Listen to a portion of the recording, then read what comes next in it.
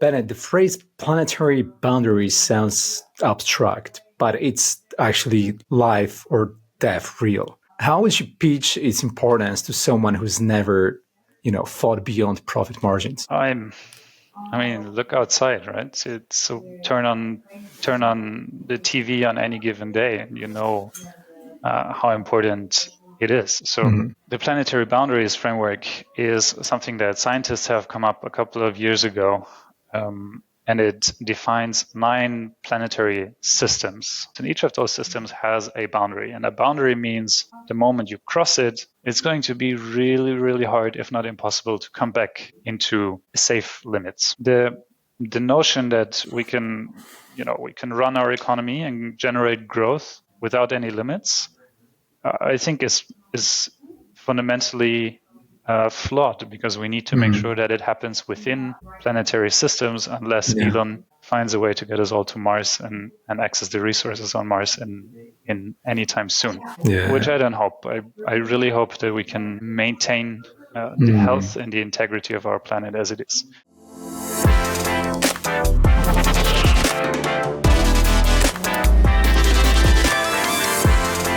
Welcome to the EU Startups Podcast. Sit back and enjoy the show hosted by Marcin Lewandowski. You're a startup founder. Finding product market fit is probably your number one priority, but to land bigger customers, you also need security compliance.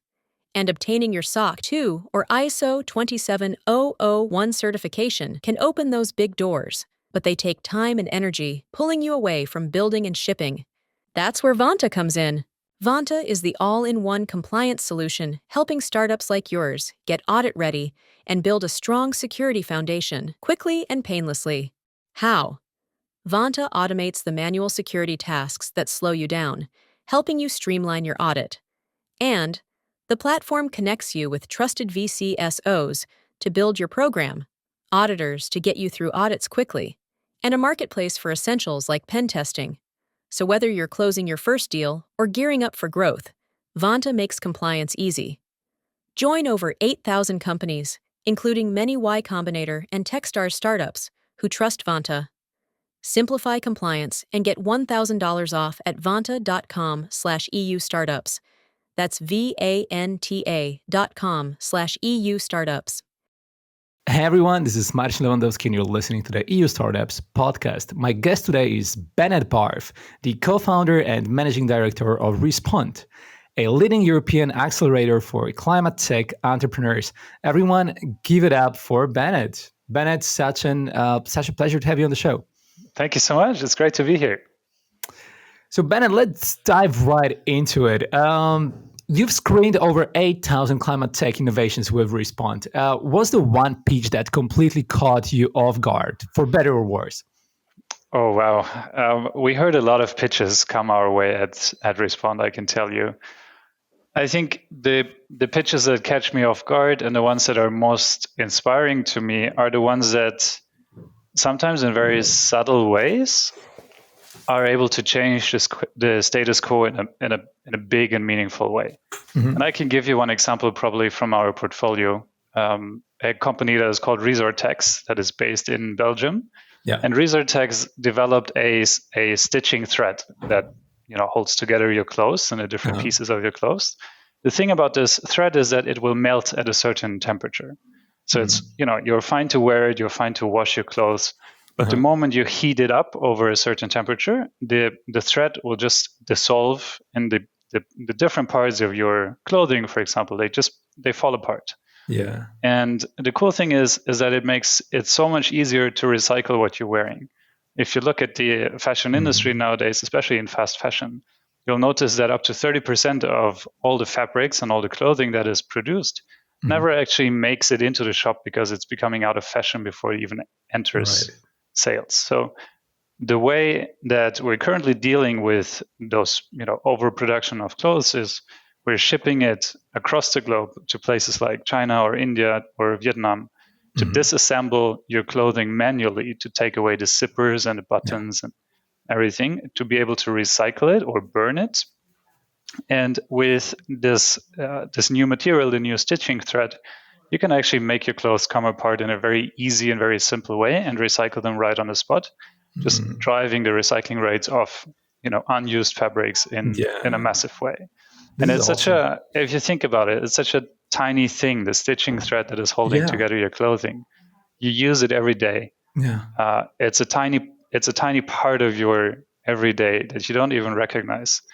But the implications that it has for the entire industry are potentially massive. And I think it's these kind of ideas that take something very, very small and very subtle and turn it into huge impact, which for me is always the moment where I get goosebumps and I'm just amazed at the potential of the founders and entrepreneurs out there. I love it, Bennett. Like screening 8,000 innovations must uncover patterns. Have you noticed, any recurring blind spots that climate tech founders need to address? For sure. So there are tons of patterns. I would say something that we notice over and over again, and especially for the rather complex deep tech science-driven ventures, is that you realize founding teams are very much focused on product and the science behind it, and sometimes not enough focus on what the market is going to look like down the road.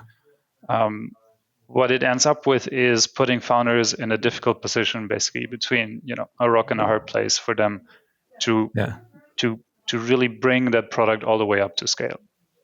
And that is something that, for example, when we do our selection or when we screen through the applications that we receive for our accelerator program, we pay very close attention to, is this innovation, is this product something that can find a market and really go all the way up to scale?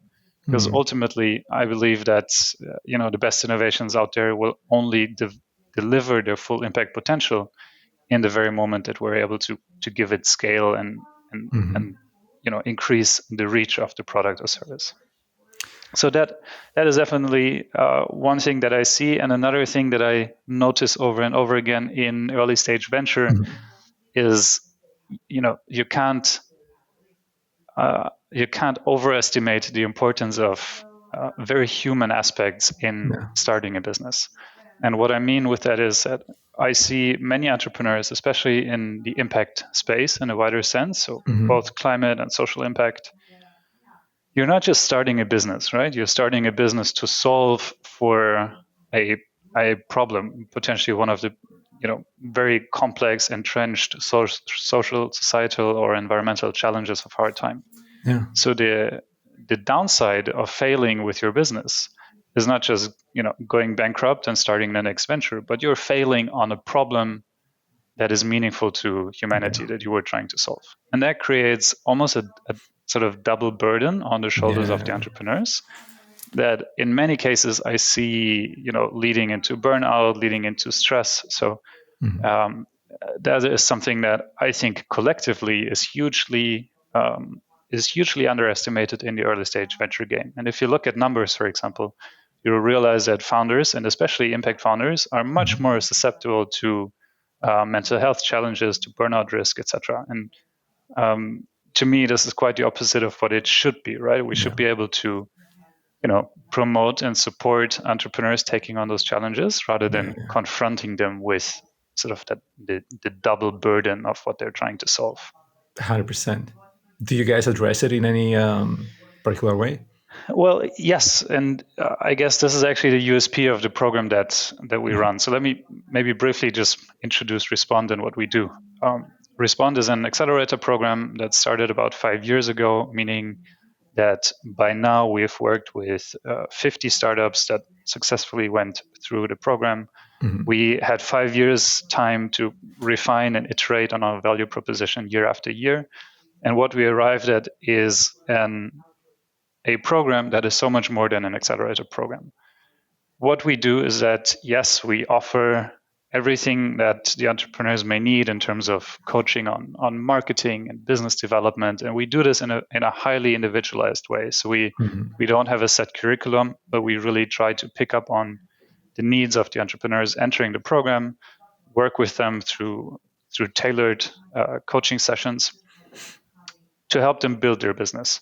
But actually, what has what has become very clear for us over the past 5 years is that our USP is not in building and scaling and accelerating the business, but is actually working with the human beings behind a venture. Mm-hmm. And what this means is that in our program, we pay a lot of attention and dedicate a lot of time to work with entrepreneurs around leadership skills, around culture, around stress and resilience, around avoiding burnout. So you see, it takes quite a different spin at how we work with entrepreneurs and how we try to unlock the value that is hidden in those ventures and help them grow and scale. Mm-hmm. And that's particularly through working with the human beings behind the venture. Now, I think that makes us pretty unique. I guess any VC in the world will tell you that a good team with a bad idea will always beat the bad team with a good idea. So there is a huge emphasis on team, right? But at the same time, I see, especially in early stage venture, we're lacking the support mechanisms to actually help teams evolve and help teams grow into strong companies with strong culture. And it's been really fun to craft this value proposition. And we have phenomenal feedback from entrepreneurs from across the globe that have joined the program so far, that this is a value add that they fail to find in any other place in the world. Amazing. Bennet, like Respond brings, not only those entrepreneurs, but also corporates and policymakers together. Which of these groups is the hardest to get aligned? Oh my God, they're all hard. They're all hard. The truth is, I think this is so much of an ecosystem play, right? Is starting and growing and scaling a meaningful business is as much a business challenge, a startup challenge, as it is an ecosystem play. Yeah. With many of the entrepreneurs that are in our portfolio, I'm hearing over and over again how much time and effort it takes them to manage basically external affairs. And it starts with fundraising, which in itself, if you think about it, is a pretty inefficient process. Yeah. That involves a lot of stakeholder management, a lot of cold emails, a lot of leads, a lot of calls, etc. Many of the founders also tell me they spend so much time on building the right and relevant political networks, which for them is something that maybe doesn't matter as much in the early stages of venture, but it matters a huge deal as you progress and scale up and start asking questions about where can I build a plant? How is a country going to subsidize the plant that I'm looking to build in a particular place, etc. So the question of political buy-in or political capital becomes meaningful. Yeah. And obviously, and we touched upon this earlier in terms of market dynamics and offtake, right? Who's going to buy that product or that service? So building those relationships to corporates, to customers, to the incumbents in the ecosystem is just incredibly hard. So for us, luckily, again, the Respond program is something that is operated out of the BMW Foundation. And while Respond is one of the things that we do, there's a whole lot of other things the BMW Foundation does, particularly in, let's say, the ecosystem piece. So we're able to bring in all those different stakeholders from policy, from corporate, from investors, and leverage those synergies across the foundation's work to help the entrepreneurs build those networks. But it's incredibly hard, and I would say all of them are hard. So what's your secret sauce or secret ingredient to actually make those three groups team play? Honestly, my answer would be have them build relationships over just transactional interaction. And it's so much easier to do business, to have an honest and open conversation the moment that you have a relationship, that you've established a certain level of trust within a group or between individuals. That would help so much to get any transaction out of the way. But if you start from the very transactional mindset, it's actually in many cases so much harder to get where you want to get. Now, I'll give you an example. Sometimes when I meet founders, And we do kinds of introductions. I'm like, hey, my name is Bennet, and then I ask the founder, so and who are you? And they answer with a business pitch rather with their name and their personality, right? And this shows the difference between a very transactional mindset of this is the product I want to deliver, and it makes sense for founders to be in that mindset most of the time because you need that. But there is also a time to switch into like an honest interest in one another, in the human being, to build relationships, because these relationships will carry you so much further, and it will also help you evolve and continue through hardship when things don't go well, so much more than those purely transactional contacts that you may have. So our secret at BMW Foundation and Respond is to create environments where it's easy for individuals to meet on sort of a human eye-to-eye level, and build relationships that are anchored in trust and not anchored in transactional interests in the first place. So again, this focus on the human part of it. The phrase, Bennett, the phrase planetary boundaries sounds abstract, but it's actually life or death real. How would you pitch its importance to someone who's never, thought beyond profit margins? I mean, look outside, right? So turn on the TV on any given day, and how important it is. So the planetary boundaries framework is something that scientists have come up a couple of years ago, and it defines 9 planetary systems, 9 planetary boundary, or let's say 9 planetary systems, and each of those systems has a boundary, and a boundary means the moment you cross it, it's going to be really, really hard, if not impossible, to come back into safe limits. And those systems are, covering climate, they're covering different aspects of, let's say, plastic pollution. It's including the chemicals that we're putting in the ground and not being able to retrieve them again. So it classifies 9 different elements in which we know, driven by scientific insight, pretty well how much is too much. And what we found in our work is that the planetary boundaries framework is an incredibly helpful framework to understand what are the most critical areas of action that we need to address in order to maintain in some cases, or actually revert back into the safe limits for the economy to operate in. The notion that we can run our economy and generate growth without any limits, I think is fundamentally flawed, because we need to make sure that it happens within planetary systems, unless Elon finds a way to get us all to Mars and access the resources on Mars in any time soon, which I don't hope. I really hope that we can maintain the health and the integrity of our planet as it is. And me too. The how would I pitch it to someone and explain why it's important?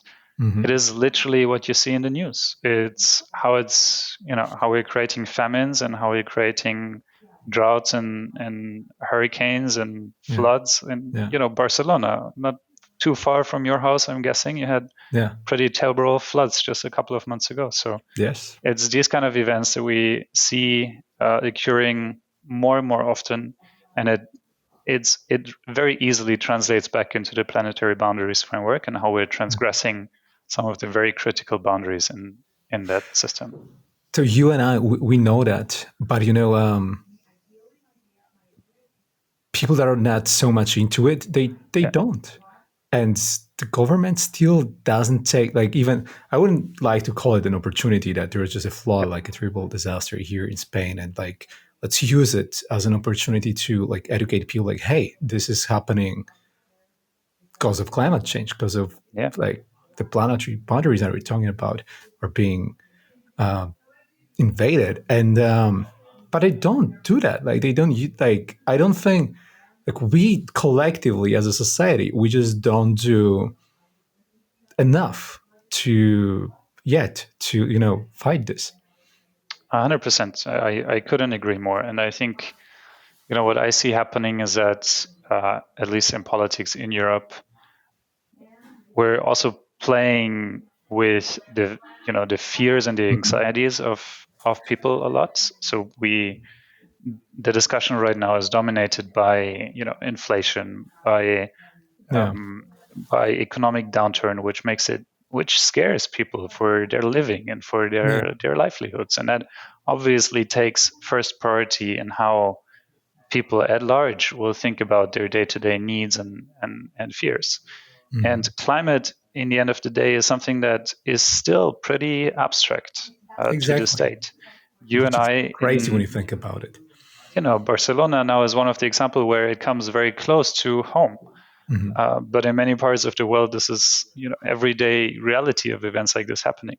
I tell you something. Earlier this year, I was traveling in the South Pacific, and I visited a couple of friends that one of them, for example, works in government in Fiji.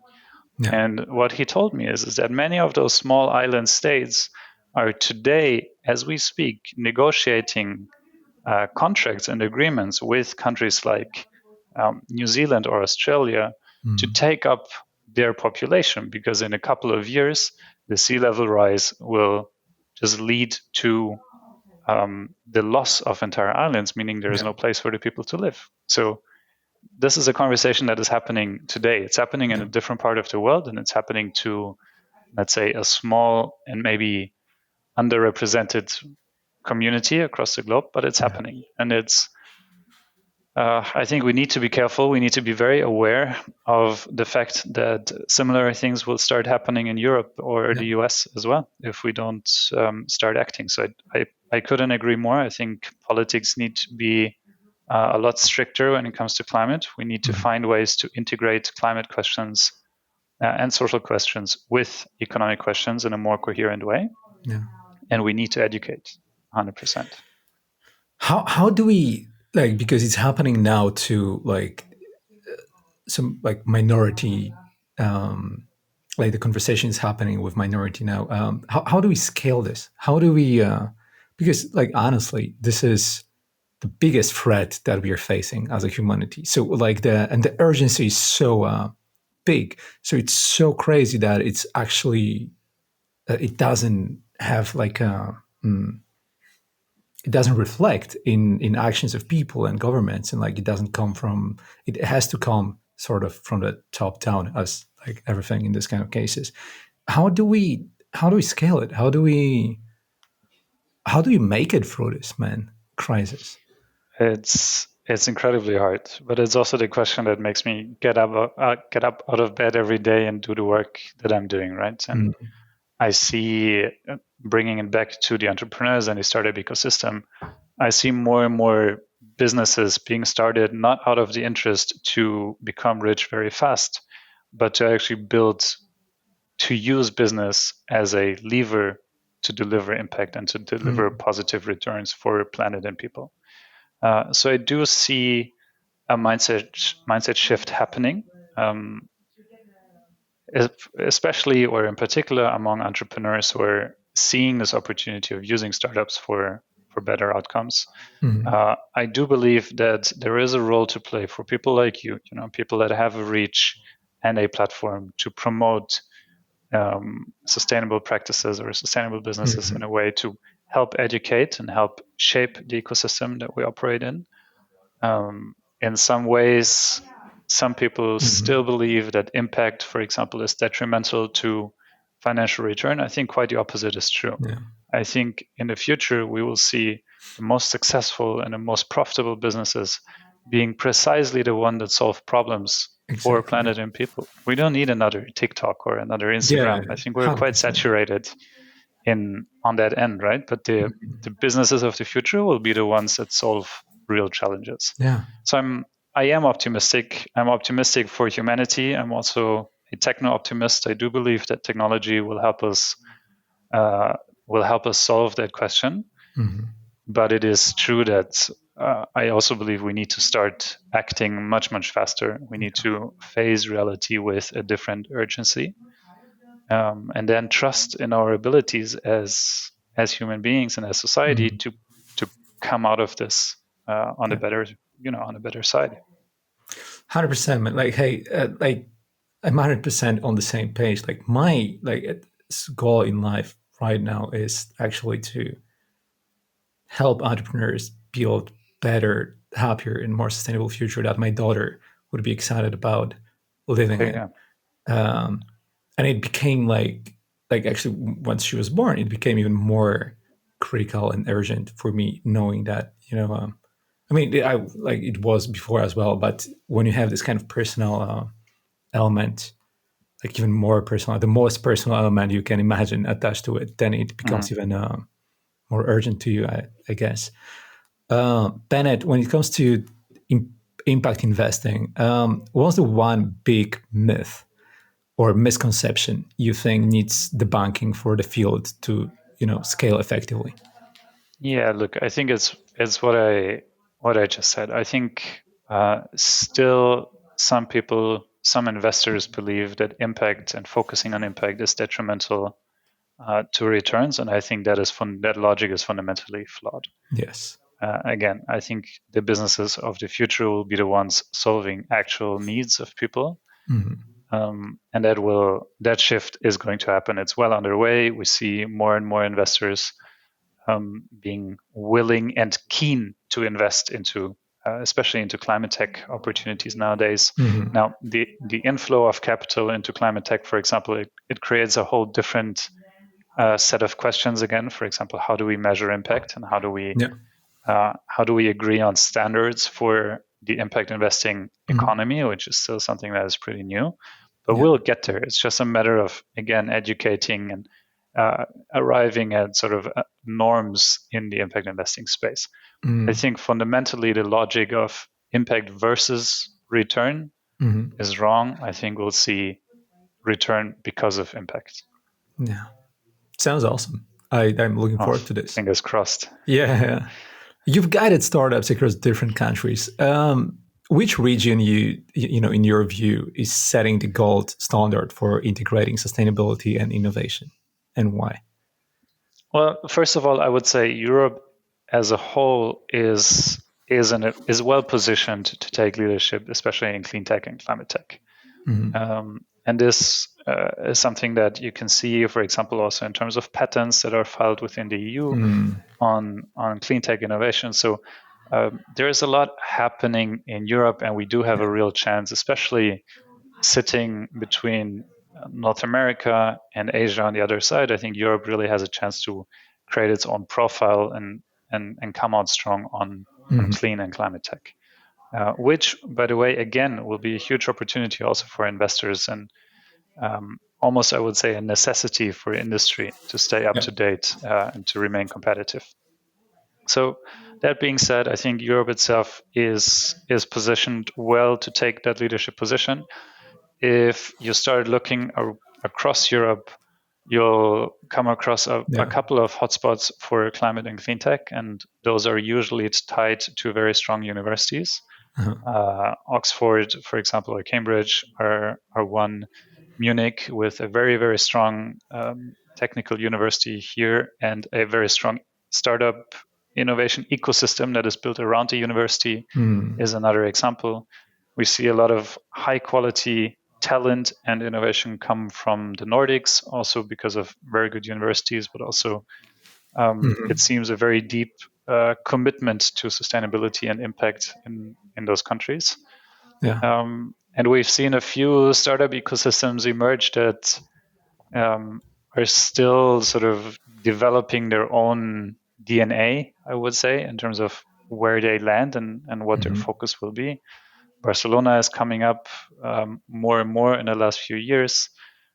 Lisbon has had its fair share of businesses and startups mushrooming there. So I would say there is a couple of hotspots.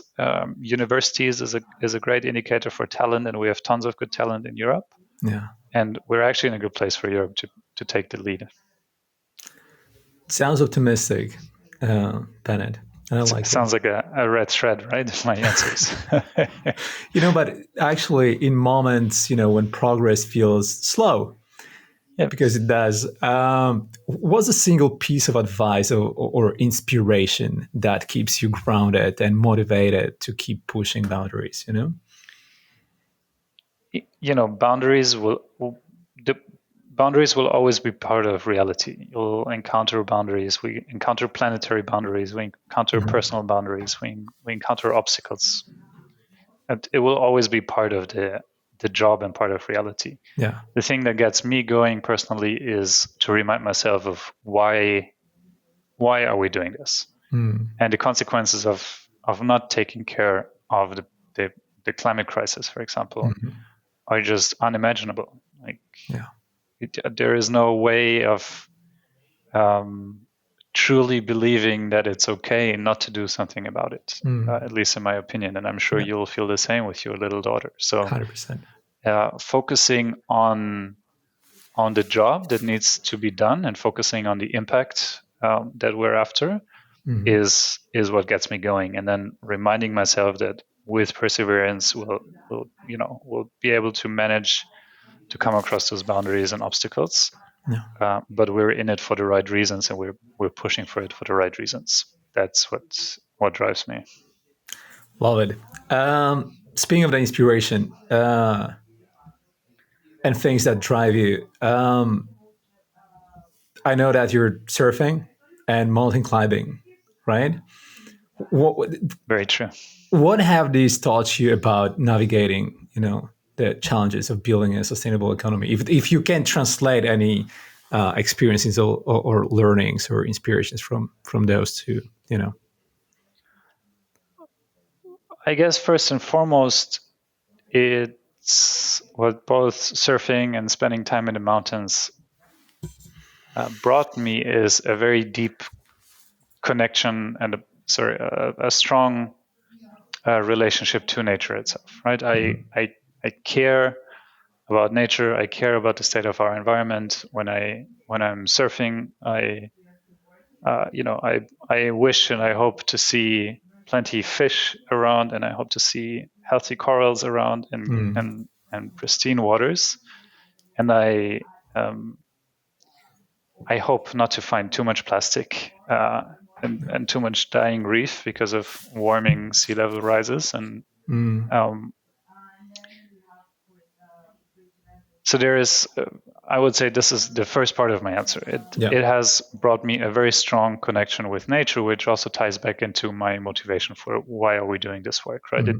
It pains me to see how this planet is suffering from the consequence or from the impact that we have as humanity or with the economy on it.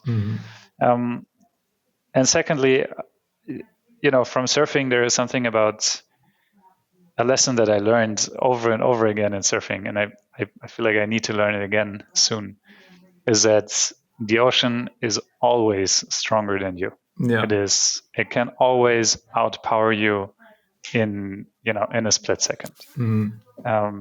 And it's an incredibly humbling experience for me to just surrender to a force that is just so much stronger than you. And there is no way of controlling it. There is no way of interfering with it.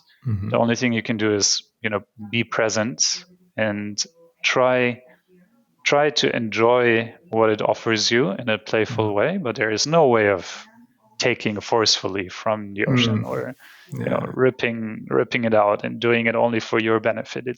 It will always be stronger than you in that sense. So that feeling of humility, of the understanding that there are things outside of your control and larger and much, much stronger than you, and the only possible answer is to surrender and go with the flow. I think that has been a very powerful learning for me as well, to work with the kind of energies that are offered to you. And then lastly, I would also say patience, right? Because you can do everything to be prepared, but only the moment the ocean decides to give you that one wave, you'll be able to ride it. And that needs, both dedication to be prepared and to be ready when it's time. But it also means you need to know when the right time comes and allow it to come to you. So I would say these are the three things: a bit of humility, a bit of patience, and a very strong connection This to is nature amazing. as my driver for the work that I'm doing. What's your favorite place to surf, or like the best place you went to? Well, I spent a good part of my life living in Portugal, in Lisbon. So I know the waves and the surf spots around Lisbon quite well. I do have family still living in Portugal, so I'm fortunate to be connected to the surf ecosystem in Portugal a bit. I will say though that earlier this year I mentioned it to you. I was traveling to the South Pacific and surfing in places like Samoa or surfing in places like Fiji and French Polynesia was just beauty on another level. And this has so many, and it's probably going way too far now, but this has so many reasons. Like one of them is you can tell how surfing is not a sport, but it's a deeply ingrained part of culture in those countries, right? Polynesians are known for navigating the waters and the oceans, and you can tell how the ocean is just taking a very strong cultural center stage spot in their lives, and that also translates into surfing. So it comes with a whole lot more soul and so roots to the sport, which I loved. And then, man, you can't imagine, it's like snorkeling and surfing at the same time, because the waters are so clear that you're literally on your surfboard and you're looking down at live corals. Luckily, in many of those places, corals are still alive and healthy and doing well. And that's because these are very old corals, some of the oldest corals that we have in the world. And you have plenty of sea life. And it was not uncommon for sea turtles to pop up next to the surfers. And we saw dolphins and, tuna and just that the biodiversity that is there and the intactness of the ecosystem that you could sense there was just marbling and a very beautiful moment to share there in the waters in the South Pacific. I love it. You took me there actually. I was just imagining being there with you. Bennet, I hope that one day actually would be awesome to do that together, to surf together. I love that. Yeah, let's do it. Hey Bennet, you talk about shifting to a resilient economy. If you could, I think I know the answer for that already, for that question, and maybe you already answered it more than once during this interview. But let's during this conversation. Sorry, if it's an interview, I failed. But let's emphasize it further. If you could rewrite one rule in today's financial system to make it happen, what would it be? Ooh, good one. So the financial system, now I have a few ideas coming to mind. The financial system today, as it stands, is narrowly focused on financial return. And I think this is the flaw in the equation. We need to start internalizing the externalities. So for a very long time, we allowed in our economic systems for the negative impact to be just disregarded and then only focused on the financial return. And I think that separation, think of how interconnected everything is nowadays in our world.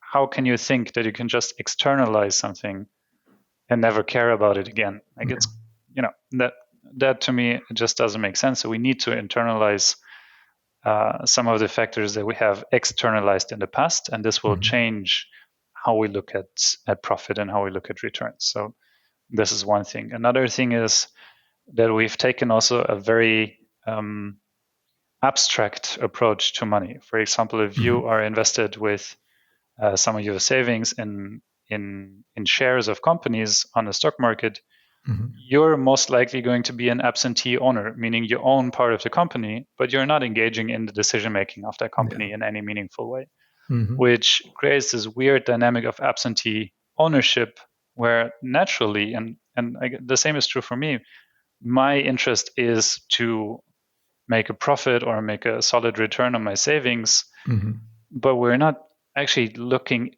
under the hood of what is actually happening in those companies and what are the decisions that they make. And still, if we screen for ESG and sustainable investments and everything, that is all fine. But in the end of the day, we're an absent authority that is not engaged in the day-to-day business and just there to extract basically the value.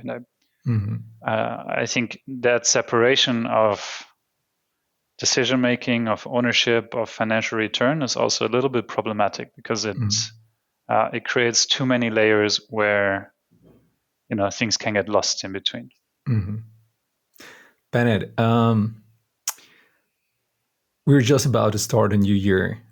And so if you could send one message to every entrepreneur in the world working on climate solutions, what would it say? Please don't stop. We need you.